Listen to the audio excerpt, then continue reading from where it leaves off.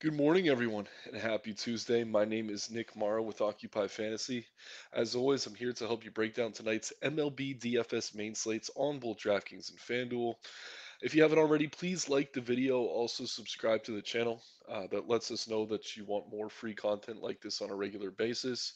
Also, if you haven't already, please sign up to Occupy Fantasy. Just check the links in the description below. As a member, you get access to the model you'll see me using throughout the video, which you can see here. We also have a single lineup builder, multi lineup builder, and a private Discord server full of DFS pros to help you improve your game. There's also the daily plug article for MLB, of which I'm a contributor, where we will feature our favorite pitchers, stacks, and batters for each main slate. Once again, my name's Nick Marro. You can follow me on Twitter at Nick Marro DFS. Again, we got a nice 12-game slate this evening to get through. As always, I'm going to go through game by game. I keep a notepad file open. I'm going to list my favorite pitchers, list my favorite stacks. And if I think a stack is worth getting into, I will dig deep and let you know which bats from that stack we should be targeting. I have Mitch Keller pulled up here. I think he's very clearly the top arm on the slate. There are a lot of good pitchers, but they're in not so great matchups. Keller gets the A's tonight, so while he is a little bit expensive, a little bit overpriced, all things considered, I think if you can get to him, he's definitely going to be your safest arm. So, just to really quickly touch on Keller there, because I do think he's kind of a focal point for this slate. When you're building, if you're going to eat that Keller chalk, you're going to have to get a little different for stacks and bats and things like that. So just keep that in mind.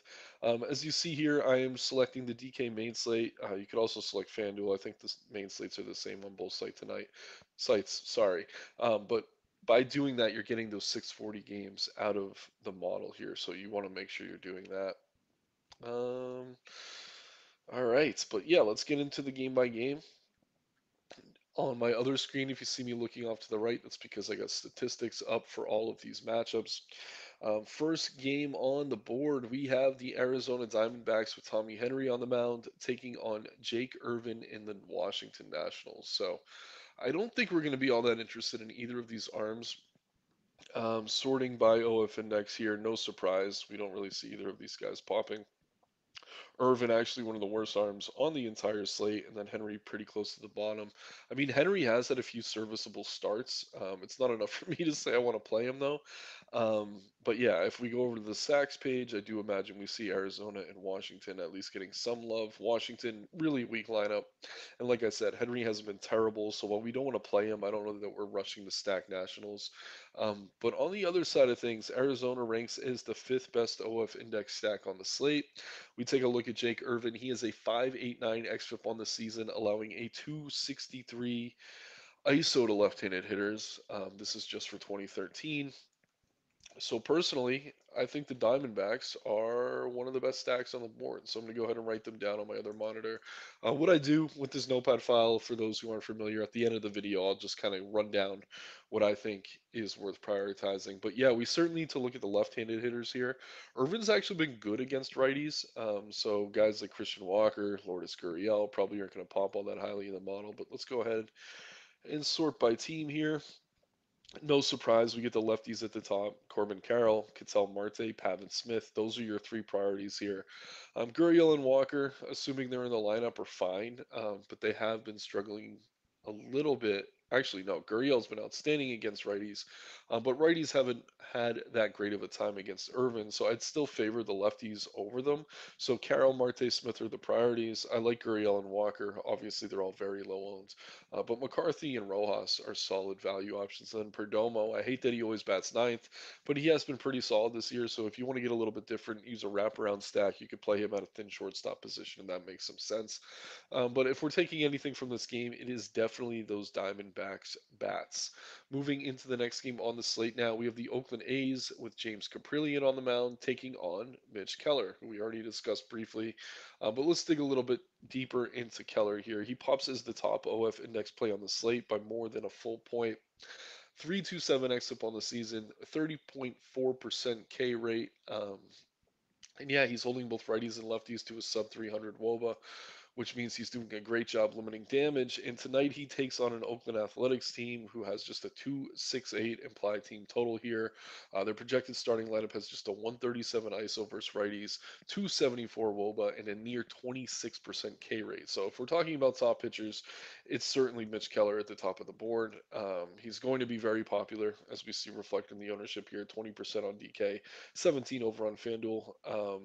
But actually, there's a few arms owned heavier than him over on DK. I think that's really a product of price. He is expensive, but for me, Keller is by far the best arm on the slate. There's a lot of good stacks today. We just talked about the Diamondbacks. They're very low owned. If I'm going to eat any chalk, it's probably going to be Keller. But moving to the other side of the ball here, um, we got James Caprillion taking on the Pittsburgh Pirates. And Pittsburgh, they've come back down to earth. They still rank fourth on the slate in terms of team total, though. Caprilion's been absolutely terrible against left-handed hitters. So I think we could actually go to Pirates here, particularly the lefties. Definitely keep an eye on the starting lineup. Um, Maybe they climb in the model throughout the day. As of right now, it's tough to call them a priority. But like I said, if we're going to eat some chalk at pitcher, you're going to want to get low owned arms. Brian Reynolds' profile is excellent here. He's going to get some love. But other than him, I mean, Sawinski should be in the lineup. And then if Marcano leads off, I like him as a value play. Carlos Santana has looked half decent. We have Bay, Palacios, all lefties. So just keep an eye on the lineup here. The more lefties we get for Pittsburgh, the more they will be viable. And I think we could see them climb in the model throughout the day if we do get a lefty heavy lineup announced. So just keep an eye on that.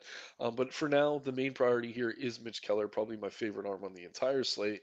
But I don't mind Pirates bats, particularly the lefties. No interest in Athletics bats at this time. Moving into the next game on the board, we have Lucas Giolito and the White Sox taking on Clark Schmidt and the New York Yankees in Yankee Stadium. Um, Going back over to the pitcher page, let's see here. Yeah, Giolito and Schmidt both kind of borderline top 10 arms. I mean, Gio's been better than expected lately, but if you look at the underlying numbers, they still aren't great.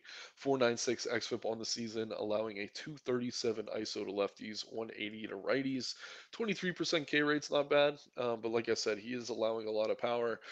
Aaron Judge dealing with a toe injury, so if Judge is out, obviously that helps Giolito here, would make him more interesting. Looking at the prices on him, 8.9 on DK, 9K over on FanDuel.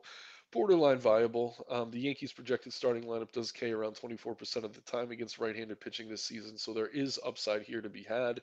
But again, it's Yankee Stadium, not really the best place to be targeting pitchers. But if Judge is going to be out, and this is kind of a thin lineup, I wouldn't mind Giolito is kind of a high risk GPP only play, so I will just mention him. Then on the other side, we have Clark Schmidt, 4 xFIP on the season. He's really been kind of getting into a zone, for lack of a better word. He started the season terribly, very highly regarded prospect. It seems he's finally figuring things out. Sub 8K on both sides, so the price is certainly appealing. And the thing about Schmidt, he has very severe splits. Does a great job against righties, holding righties to a 286 WOBA, 145 ISO.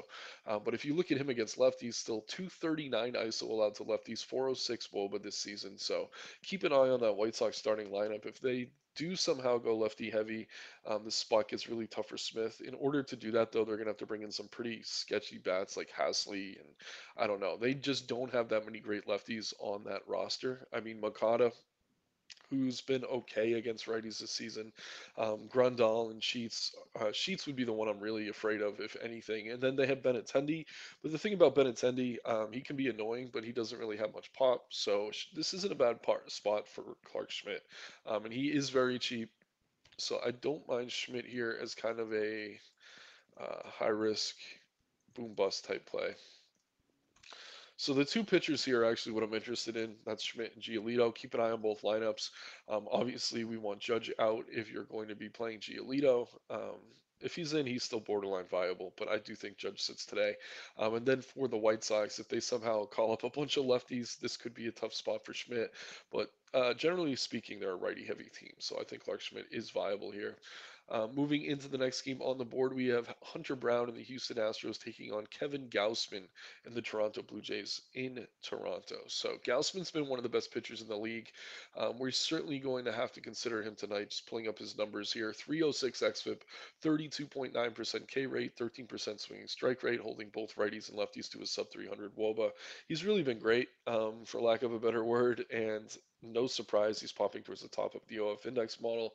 Um, the Astros are dangerous. I mean, they do have a lot of power in the middle of that order, Alvarez, Bregman, Tucker in particular. But they also do strike out around 23% of the time against right-handed pitching, so there is some upside for them here. Kevin Gausman's certainly viable. See him as probably the most popular play over on DK. 11K though, I'd rather go to Keller personally, and then 11K over on FanDuel as well, where I'd also prefer to go to Keller. They're pretty much priced the same, and obviously the A's pose less of a threat than the Astros. Um, but Gausman's in play, and I would like him more if that ownership figure was lower. But in a tough matchup, he is one of the more popular arms. I'm certainly going to call him one of the priority arms, and I will list him in my pitcher pool. But just know I prefer Mitch Keller here. But don't ignore Gausman, obviously. On the other side, we have Hunter Brown pitching for the Astros. He's been one of the better young arms in the league this season. 3.23 xFIP, 28.8% K rate, doing a good job limiting damage, holding both righties and lefties to a sub 120 ISO. And yeah, he's just a little bit expensive for the matchup with the Blue Jays. The Blue Jays obviously a pop, but they don't offer much in terms of K upside against righties, just a 20% K rate against righties for their projected starters. So yeah, Hunter Brown's in play, but I'd put him in that category with Schmidt and Giolito, and he is more expensive as kind of a high risk GPP type play. But you could definitely consider Hunter Brown here, but proceed with some caution. But I'm really not all that interested in bats from either side. Moving into the next game on the board now, we have James Paxton on the mound for the Boston Red Sox taking on Shane Bieber and the Cleveland Guardians in Cleveland. Paxton's been kind of hit or miss. Let's see where he's at in the model. Where are you? James Paxton. There he is. Kind of middle of the road. 8,600 on DK, 9,400 over on FanDuel, drawing really no ownership at all. 418 xFIP on the season, but he does have an excellent 33.8% K rate, 12% swinging strike rate. It's good to see for him as well. Cleveland, another team who doesn't offer much in terms of K upside against lefties. 116 ISO, though, for their projected starters, a sub 300 WOBA. So this is a decent spot for James Paxton. Just another arm that I think we could consider as a high risk GPP play. Really not all that interested in any of the Cleveland bats. I mean, Josh Bell does have a 200 plus ISO against lefties if you wanted to use someone as a one off. But really, I'd rather play Paxton than any of these bats. Not going to call Paxton a priority, but he's another arm that's very low owned with some upside. So you can consider him here. On the other side of things, excuse me, we have Shane Bieber, 18 point or 16.9% K rate. His K rate's way down this season, which isn't great to see. Last year, the velocity came down for Bieber, but he was still getting a lot of strikeouts. We just haven't seen those strikeouts this season. His swinging strike rate's down around 10%. Doing a decent job limiting damage, but obviously a tough matchup here against the Red Sox. Don't see them popping in the model, so we don't really have to prioritize bats. As far as playing Bieber goes, he's cheap enough to consider. Not really a priority for me though. Just not a lot of K upside in a really tough matchup with Boston. So he's borderline viable, but we already listed a few other arms in this range I think I prefer. This is one of those neutral spots where I think the arms are good. I think the offenses are good, but I think they kind of cancel each other out. So if there's anything here, it's probably James Paxton, but I'm not crazy about him. Bieber obviously in play as well, but it's really tough to call anything in this Red Sox Guardians game a priority. Moving into the next game on the slate now, we have the Dodgers at the Reds. Tony Gonsolin on the mound for the Dodgers, taking on Luke Weaver in the Cincinnati Reds. So Gonsolin's still building up that pitch count, pretty inconsistent. Not a bad matchup for him against the Reds, but I'm really not going to rush to play him. There's just a lot of good arms in that range, like I said, and they're all stretched out. And I think Gonsolin could go deep here if they wanted him to, but he is a 5 plus xFIP, so not going to get cute. I don't think we have to go to him here. And it is a good matchup against the Reds, but like I said, he's kind of limited. On the other side of things, we have Luke Weaver, who has been one of the worst arms in all of baseball. So, surprise, surprise, the Dodgers are the top stack on the slate. 57.1 OF index is a very healthy score. We have a near 200 ISO. Um, Really solid WOBA. Top team total, it's 6.62 runs. So across the board, the Dodgers are probably the best stack on the slate. No surprise there at all. They are drawing pretty heavy ownership, but I think they're expensive enough that they're not getting too over owned. So definitely just keep an eye on the ownership on these guys throughout the day. I'm going to jump over to the batters page and talk about which bats we need to target. But if you look at Luke Weaver, he allows power to both sides. 244 ISO allowed to lefties, 287 to righties, actually a 403 WOBA to righties as well. So no surprises here. Sorting by OF index, Muncy profiles is one of the best plays on the slate. Muncy has a 326 ISO against righties so far this season, so he's had a ton of power. He seems pretty locked in, so go ahead and use Muncy at third base. And look at this. Totally affordable. Sub 5K on DK, 3,800 on FanDuel. One of my favorite bats on the entire slate. A more expensive Mookie Betts also profiles very well here. He's hot right now. 253 ISO against righties on the season. Love him. Will Smith, 180 ISO. He looks good. JD Martinez, Freddie Freeman, James Outman. Outman's been a little bit cold lately, but he still has that 248 ISO against righties. So, I mean, this whole offense, one, two, three, four, five. If Hayward makes it, he's decent value. Even Vargas has seen his ISO climb against righties. Really, everyone except Rojas in this offense is somewhat interesting to me. But keep an eye on ownership. I mean, if we're gonna get this whole team sub 10%, I will be loading up on Dodgers tonight. They're probably the best stack on the board, and I don't think that's a surprise. I do think we see that ownership climb though, as their total is north of 6 runs, which usually indicates heavy ownership on both sides. So really, really, really like the Dodgers here. Not all that interested in Gonsolin or the Reds bats though. Moving into the next game on the board, we have Carlos Carrasco and the Mets taking on Bryce Elder and the Braves in Atlanta.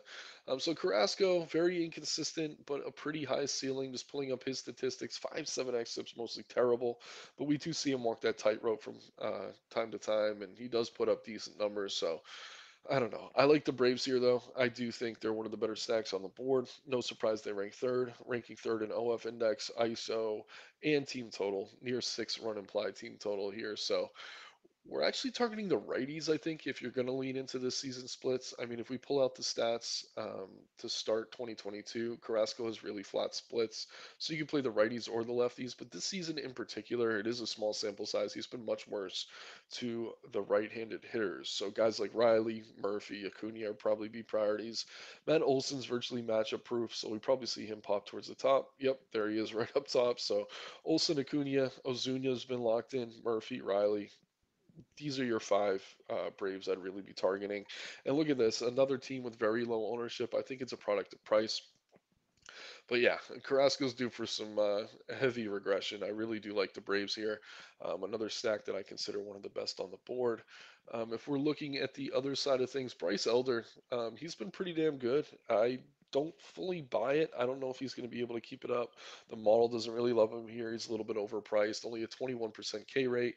But he's done a decent job limiting damage, enough of a decent job that I'm not really all that interested in Mets bats. If you pop over to the stack model, they are just outside the top 10, but for me, they're really not a priority. Don't love Elder, don't love Mets bats. Another instance where the matchup kind of washes itself out. But I do really like Braves bats here. I expect we see their ownership climb a bit throughout the day. Moving into the next game on the board now, we have Kyle Gibson and the Baltimore Orioles taking on Freddie Peralta and the Milwaukee Brewers. Just taking a look here. Obviously, Peralta has decent K upside, 12% swinging strike rate, 23% K rate on the season. Orioles striking out around 22% of the time against righties. So there is some upside here, but there's also a lot of risk. Peralta, one of these guys, kind of like a Blake Snell, maybe not as extreme, but he's very much boomer bust. Very high ceiling, but a very low floor. Tough matchup with Baltimore, who has been a decent offense this season. He's in play as a high risk option, but definitely proceed with some caution. caution. I wouldn't put all your eggs into the Freddie Peralta basket here. He's definitely burnt us a few times before, but when no one wants to play him and his ownership's going to be low, which is what we're seeing on FanDuel at 8,900, I do have some interest. He is getting a lot of love on DK though, and rightfully so in my opinion, where he's only 7,700. That's just a little bit too cheap. So I like Freddie Peralta here. Really not all that interested in the Baltimore bats, but I think the model's going to agree with us. Yeah, where's Baltimore? Way, way, way down there. So, yep, no surprise there. On the other side, we have Kyle Gibson on the mound for the Orioles. Gibson, occasional um, nice outlier games where he's getting a lot of strikeouts, but he has just a 16% K rate on the season. Good matchup here against Milwaukee, but at the same time, they strike out a ton against lefties, not so much against righties. So I'm really not rushing to play Gibson. Also, really not rushing to play Brewers bats. We're not seeing either really pop in the model. No surprise. Another one of those matchups that kind of washes itself out. So if there's anything from this game we like, it's Freddie Peralta. Otherwise, we can move on to the next one. We have Matthew Liberatore and the Cardinals taking on Dane Dunning and the Texas Rangers. So, a pretty interesting one here. Cardinals very inconsistent. Obviously, their offense on paper is one of the better offenses in baseball, but it just seems night to night they're just not getting it done. Dane Dunning kind of reverse what he's been doing most of his career. He's done a good job limiting damage this year, but his K metrics are all way down, which is not great to see. So, checking out the model here, Dunning towards the middle, more towards the bottom than the middle, actually. So, I really don't need to have much interest in him. But Cardinals bats really not popping either. So another instance where the matchup's kind of washing itself out. But looking at the other side of things, I do have some interest in Texas Rangers bats. They're just outside that top five, ranking sixth in OF index, fifth in ISO, fourth in WOBA, sixth in team total. Really solid stack here. And Libator has been better than expected, but another guy I think is due for some regression. 5.73 xFIP coming into the start. The Rangers' projected starting lineup has a near 200 ISO against left-handed pitching this season. And yeah, his splits have been fairly flat, so you could play guys like Lowe or Seager, more so Seager, who actually hits lefties pretty well. But we'll take a quick look at the model here, because I do consider Rangers one of the better stacks on the board, and they're really not drawing much ownership outside of Marcus Simeon.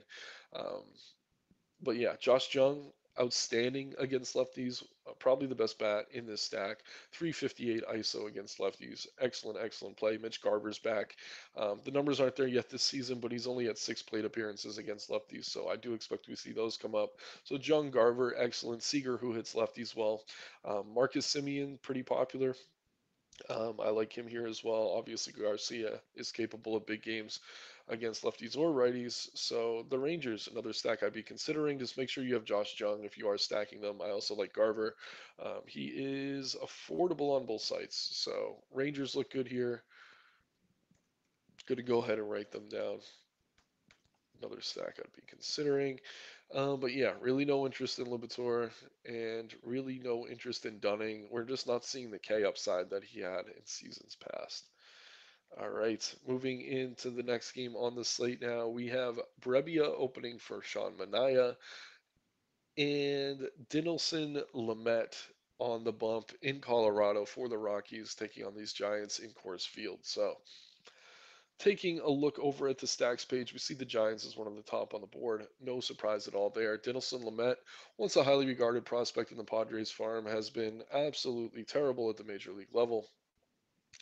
4.95 xFIP on the season is bad. It's not terrible, but it is bad. He's allowing a 242 ISO to lefties, 400 WOBA to righties, so less power to righties, but more hits. So really, you could go with righties or lefties here for San Francisco. Sounds like Tyro Estrada is going to be back tonight and healthy, who certainly boosts the upside of this lineup. I think we see Lamonta Wade leading off. He looks good. Peterson, Davis, Yastrzemski, Haniger, and then a young Schmidt as well. There's a lot of bats to like here for San Francisco, but let's pull them up. I'm guessing they're probably a little bit underpriced. And yeah, really surprised to see the ownership this low, honestly. I mean, we're seeing them all sub 10%. I do expect we see this climb throughout the day, but Peterson, Wade, Yastrzemski, all lefties look good here. JD Davis, Sabel, Haniger, Estrada, Schmidt. Um, who am I missing? JD Davis, did I mention him? But yeah, the Giants look great here, and if they're going to stay sub 10% owned for all these bats, they're one of the better stacks on the board. I mean, anytime you can get a team in cores against a bad arm at reasonable ownership, they have upside. It looks like there's some rain in the forecast, not enough to really deter this game from playing though. So I really, really like Giants bats. Could go ahead and write them down. Probably my second favorite stack after the Dodgers, agreeing with the model. I think it makes a lot of sense. But yeah, then we have the Rockies. I'll go ahead and click over to them, see which bats we want to target for Colorado. But yeah, we checked the stack model. They're just outside the top 10. They are top 10 in both OF index and team total, though. So at very, very low ownership, I don't mind them here. It's too bad CJ Cron's out because he's usually really good against lefties. But they do have guys like Grichuk, who hits lefties really well. Profar, Nolan Jones as a lefty has done a good job against lefties, and then Tovar as well. It's unfortunate he's at the bottom of that batting order. If we see him climb in the order, he'd be more appealing. But yeah, we're getting this whole team sub 5%. Really like Grichuk here as a one off. Really like Diaz, Tover, Jones. Those four are all really solid options here for Colorado. So if you want to get different, you could play a very, very low owned Rocky stack. As things stand, I think there are better spots to go. We have a lot of good stacks on the slate, but don't sleep on Colorado. Keep an eye on that lineup. And just remember, the opener is a righty, but Manai is getting the bulk of the innings, and he is a left-handed pitcher, so we're going to want to favor the right-handed hitters there for Colorado. But really, the priority in this game are those Giants bats. I do like Colorado, but not nearly as much as San Francisco in that spot. Moving into the next game on the board now, we have Hayden Wesneski and the Chicago Cubs taking on Tyler Anderson and the Los Angeles Angels. So Wisniewski's been decent. Really tough to get a read on this guy. Not a very high K rate. The numbers really don't look good for him. He allows a lot of power to lefties. But at the same time, I mean, it seems he does put up good starts from time to time. So I'm not really rushing to play Angels here. I do like them though, especially if Otani's in and leading off. He's going to be the best bat in the stack. Matt Tice, another lefty. Walsh as well, who hasn't been very good. But you're going to want to favor the lefties here. Wisniewski's actually been good against righties. Obviously, guys like Trout and Renfroe are essentially matchup proof. Brandon Drury's been swinging a hot bat. So I like the Angels here enough to write them down. Really not going to call them a priority, though. They're kind of a second tier stack for me today. But I have no interest in Wisniewski as a pitching option. On the other side of things, I do actually have some interest in Cubs bats. We see them ranking fourth. So the model totally agrees. Fourth in OF index, first in ISO, sixth in WOBA. Really not a great team total, which I think is going to keep their ownership down. But when you look into Tyler Anderson, his numbers are terrible. 6.43 xFIP on the season, 229 ISO allowed to right-handed hitters. So we see Anderson as one of the lowest arms on the board. We see these Cubs as one of the higher stacks. Um, and yeah, their projected starting lineup has a near 200 ISO against lefties. So I'll go over and click into Chicago, but I don't think we're going to be surprised by who we see up top. I mean, Wisdom hitting in the middle of that order, 286 ISO against righties. Jan Gomes, really solid value option here. Almost a 400 ISO against lefties this season. It is a small sample size, so take that with a grain of salt. But Swanson, Morel, Suzuki, Mancini's even hit a home run the other night. It seems he's finally getting his eye on the ball a bit better than it had been earlier in the season. I really like the Cubs here. Another sneaky option. Um, Low total is going to keep their ownership down, but I like them a lot. Definitely favor the right-handed hitters though, but that's not a problem because most of the Cubs' good bats are right-handed hitters. So, moving into the last game on the board now, we have Logan Gilbert in the Seattle Mariners taking on Joe Musgrove in the San Diego Padres. So you're probably saying it certainly seems like there's more quality stacks than there are quality arms on the slate. You would be correct, but we are getting two decent pitching options here in this last game. I'm going to go ahead and pull up some statistics. So first, Joe Musgrove, his numbers are kind of skewed. Really struggled in his first few starts. It seems he's getting things right though. 7,800 on DK feels too cheap. He is the most popular, or the second most popular over there behind Gaussman. Only 8,300 over on FanDuel. Really, really solid option. And yeah, I mean, the numbers aren't quite there yet for him, but if you pull the statistics back to the start of 2022 to get a full sample size, see a near 25% K rate, holding both righties and lefties to a sub 320 WOBA. He's done a good job limiting damage. And this Mariners offense, while it is dangerous, they strike out a ton. Against right handed pitching, their projected starting lineup has a 25% K rate. So massive, massive upside here for Musgrove. He's just a little bit too cheap. Could probably allow an earned run or two and still get you to value. So a strong, strong play in Joe Musgrove.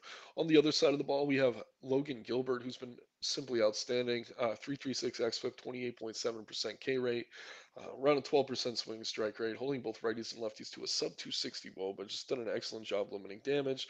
We get him sub 10K on both sides, likely because this is a tough matchup against San Diego. But the Padres, while they have been a little bit better lately, they're still not that great statistically this season against righties. Sub 300 WOBA for their projected starters, around a 24% K rate. So I'm going to go ahead and list Logan Gilbert as another arm I like a lot here. I don't think he's going to get too popular given the tough matchup against the Padres, but he's certainly worth considering. So we're through the game by game. Thanks again, everyone. Just pulling up my notepad file here and just seeing what we got. Top stacks, Dodgers look outstanding. No surprise there against Luke Weaver. We get the Giants in Coors Field. They look excellent, obviously. Pulling up the Braves here. Who are they facing? I know I like the Braves. Just trying to remember who. Yeah, Carlos Carrasco, who's been decent. He's due for regression. He looks good. We got D-backs lefties, Pirates lefties. If you go with the Cubs, favor the righties, and then Rangers, Angels, Rockies as kind of sneakier stacks. I will highlight the Cubs as kind of one of my favorite GPP plays today. I don't think they're going to draw much ownership at all, but I really do just like targeting stacks against Tyler Anderson this season. It has been very profitable. And keep an eye on the ownership for the Giants. I'm pretty damn surprised they're all sub 10% right now. I do expect that climbs throughout the day. Top pitchers, Mitch Keller, by far my favorite on the board. He's going to be popular, but he's not the most popular on either side. So he's reasonably owned enough. Just don't need all chalk with all your lineups here. Obviously, you're playing Keller.